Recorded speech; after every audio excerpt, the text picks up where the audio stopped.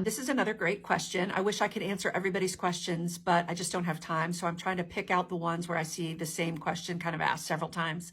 And so this is a good one.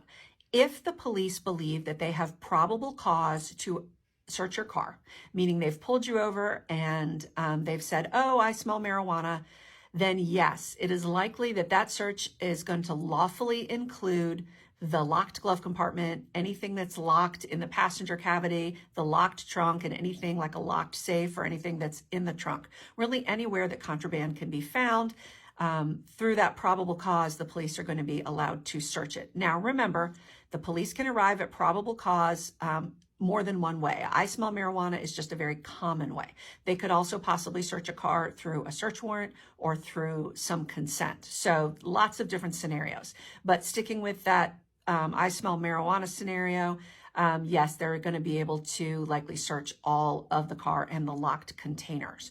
Now, that does not mean that all hope is lost. Even if you are arrested based on some contraband that is found, you and your lawyer are going to have hopefully conversations about whether or not you can file a motion to suppress. And what that is that is a motion that you file after you've been arrested with the judge saying, hey, we think this was a bad search. It's a violation of my Fourth Amendment rights, which are your rights against unlawful search and seizure. And so you can have that discussion with your lawyer because, hey, listen, if you win that motion, hopefully everything that was found in that search is going to get thrown out, can't be used against you at trial. But if you lose, then the state knows they're going to be able to put all that evidence up in front of a jury. So it's also something that is very fact specific, meaning just because your friend got their case thrown out doesn't mean you're going to get your case thrown out or vice versa.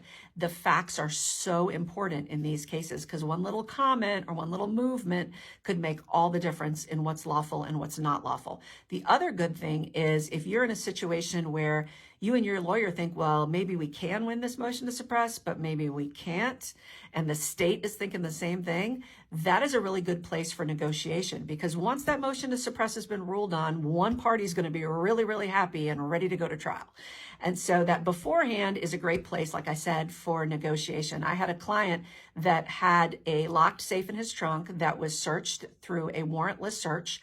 I found a lot of things wrong with what the police did, but I wasn't confident that a officer or a judge would rule in my favor. And the state could see that. The state said, I'm with you. This is kind of a 50-50.